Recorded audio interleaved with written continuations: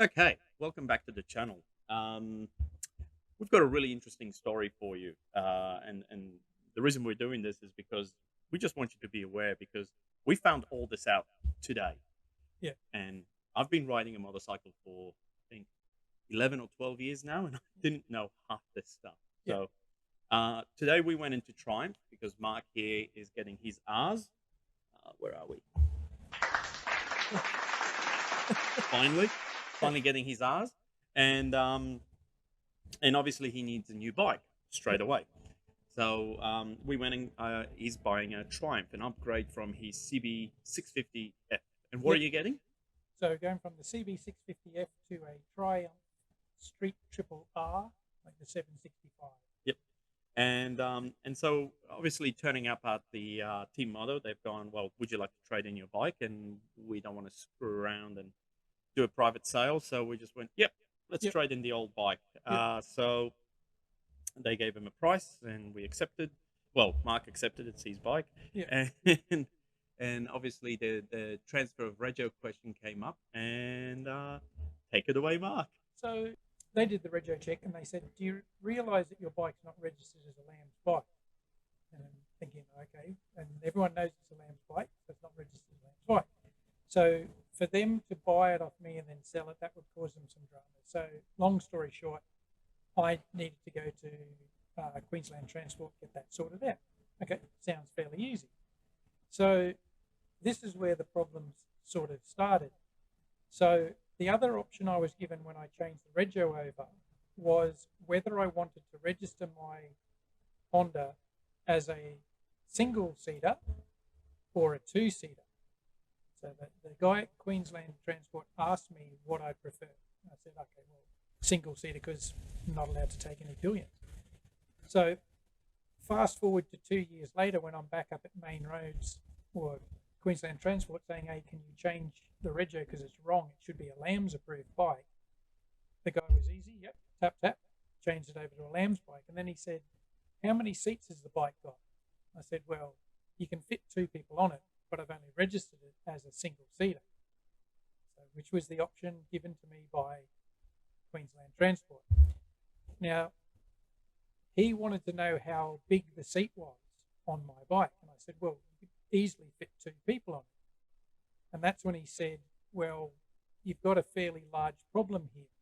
So the details are if the seat is longer than 500 mil, are we going to show the Yep. stuff from the actual internet? Yep. Because we've put this on the internet. I've also got documentation from Queensland Transport that shows this. If the seat is longer than 500 millimeters, it must be registered as a two-seater bike. Okay, so by registering it as a single-seater, now my compulsory third party was invalid, which basically meant under his suggestion at Main Roads, he said, I'm under a duty of care to make sure you do not ride that bike away from here. So I'm stuck at Queensland Transport.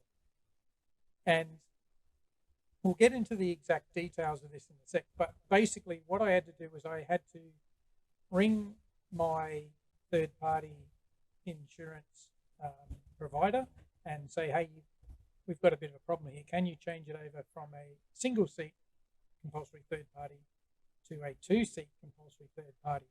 So they did that, and I had to get emails backwards and forwards. All this time I had to sit there at Queensland Transport because the guys at Queensland Transport were, you can't ride this bike away. So that might be a little bit of a trap for people because the guys at Triumph even asked the question, would you like this registered as a single seater or would you like it as a two seater?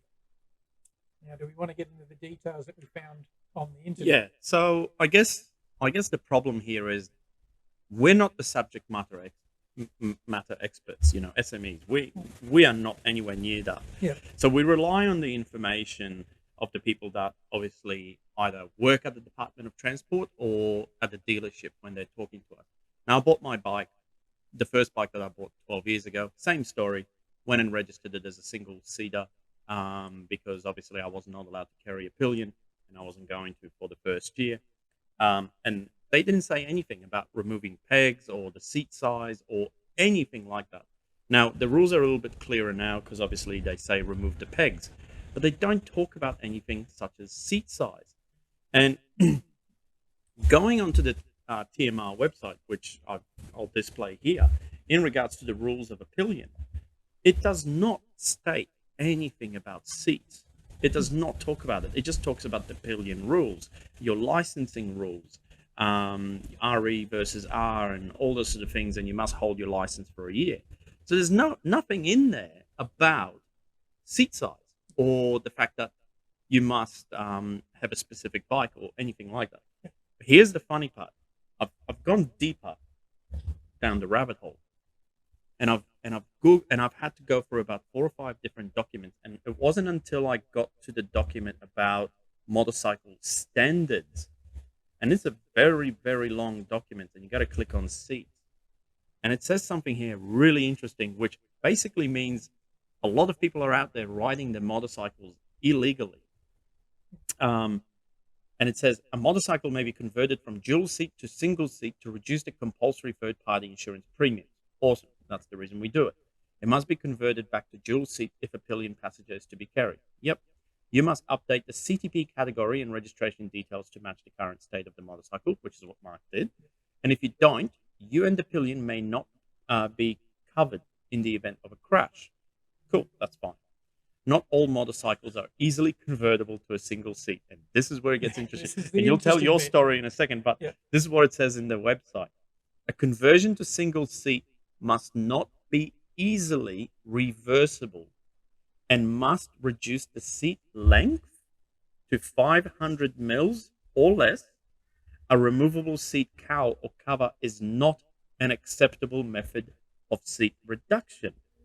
And then it says remove the pillion foot pegs and disable the mounting points by removing mounting brackets and drilling out the thread holes. Like, that is absolutely the most ridiculous thing I have ever read. So I can see, like, your MT-07 effectively has 2 pieces to the seat. Yep. Now, we measured it. The overall length is 670. 60. Yeah, let's say 670. And my seat on my bike, which is all one piece, is 660. Yep. So well outside the rules. Yep. The guy at Queensland Transport did suggest that I need to cut my seat. Yeah. And so, it's like the back part of the seat holds it on. That's where the locking mechanism is. Yeah. Yours might be a bit different because you might be able to remove a section, but you have to make sure it's permanently in there. Permanent. You can't just go, oh, I'll just take this off and put the seat part back That is the most ridiculous thing I have ever read, because I need to remove that seat cowl to obviously access my toolbox that's in there, my books for I don't know, servicing or whatever, and I also think I actually also have access to some cables there that we've installed for the USB plugs. Yeah. So literally covering that seat would mean I would lose access to that area, which is where the tools are held. Yeah. How stupid are these rules? Now, admittedly, if you get pulled over, is the guy going to read the letter of the law and give you a ticket? Maybe not. But I've met some cops who probably would. So we're not trying to state things as fact and 100% and all that kind of stuff. But when you're buying the bike, or when you're registering a bike or bought a bike or something like that, you really need to be aware of this. Because for 2 years, have I been riding around illegally? What would have happened if I had a crash or hurt someone else in my crash with the, needing third party or like my own insurance or something like that? Like, by the letter of the law, like that's sort of illegal. Yeah. So, and this is this whole thing. Like 90% of the cops probably wouldn't know this rule, but then you go up Mount Glorious where you've got the famous copper who pulls you over for anything and anywhere. Like, he'll measure the distance from your indicator to the wheel and all that sort of stuff, and we know people that have been fined for a 5 centimeter difference. Yeah. And this is the guy that will basically go, oh, your bike's not registered as a single seater, or it is, but you've still got the whole seat, therefore we need a bit of revenue. Here's your $300 fine. Not only that, and your points of demerit because you've now got a defect. Yeah. So, but the part that's the major bit is not easily reversible, and Yeah. just having a cowl over it is not acceptable. Yeah. So So you need to have beware. it. You need to have it screwed in there in a way, and a way to remove it at the same time. I deal with modified cars on a daily basis, and it's all a case of, is it a street car? Is it not? But everyone knows it's not strictly a street car by the rules, quote unquote. But whether you get pulled over for it, but as soon as you have an accident and someone wants to sue you and there's insurance involved, oh man, everyone's going for cold. Yeah, I've worked for an insurance company for nearly 10 years, and I know for a fact that when it comes to insurance, it really does matter who you're insured with, and there are insurance companies that will basically bend over backwards to decline your claim. Yeah. So potentially, if you're insured with the wrong person, they'll decline your claim just basically on the fact that you've had the wrong registration. Yeah. It's you'd need to get lawyers involved and go fight it that it's not your fault. But the biggest problem here is that I think, and you've told me this, when you went to the mains road and you told the guy about this, he looked at the file and went, "Oh yeah, we know exactly who did that." Yeah, he saw something on the screen and laughed, and I said, "What's up?" And he said, "Oh, I've just seen that who did this for you." And I'm like, "Hang on, this is one of your colleagues. He's employed to do this." Yeah, we pay our rates and taxes and rego for this guy to be employed. He knows this guy makes these mistakes, and yet he does nothing except to laugh. I must apologize for Wimp Low. He is an idiot. We have purposely trained him wrong, as a joke. Like, Yep. this is not a laughing. This is I guess, a life or death situation when it comes to an insurable claim or Mark losing his license. But I don't know how far it would have gone, but I had someone telling me you can't ride away, and every time I went off to get on the phone, he said, "Make sure you don't ride away." Yeah. And I'm thinking, well, next week I want to change bikes, sell one, buy another one, have it insured and all that. I don't need this drama. I have to sort this out. So I had to stick around making phone calls, getting insurance emails. They had to make sure they put it through at the insurance company as an urgent thing, and they were very good about it. Apart from having to ring back twice because the first guy said, yeah, when actually he messed that up as well. But even the insurance company said they didn't know these rules. The guy from the insurance company, of which there's only, 3 options. Yeah. This guy said, I have never heard that rule. I better let my colleagues know. And the piece of paper that had it on at the main roads, I said, do I get a copy of that? And he said, no, that's for us. And I said, well, can I take a photo so we've got all those rules? He's like, sure. And then, Paul had to go looking for that, like diving pretty deep in the internet to find the exact rule. Yeah, it's insane. Like, this is the sort of stuff that should be on the main page of Pillion. Like, make sure your bike is correctly registered. Yeah. And to read further, click here, and it should take you to this section, which obviously is what I'm showing here. Yeah. But this is insane. Yeah.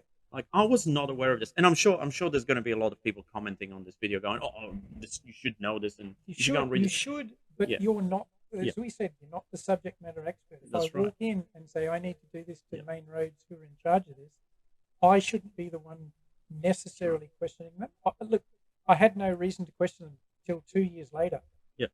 And look, I didn't know. And this is an engineer. This is a guy who reads things back to front. He will read the TV instructional guide to basically 75% of it guaranteed, unless I get bored. Yeah. So I mean, for someone as as a stickler for the rules as Mark, and for someone like me who enjoys going through this sort of stuff, I never knew about this. And in a court of law, ignorance is not an excuse.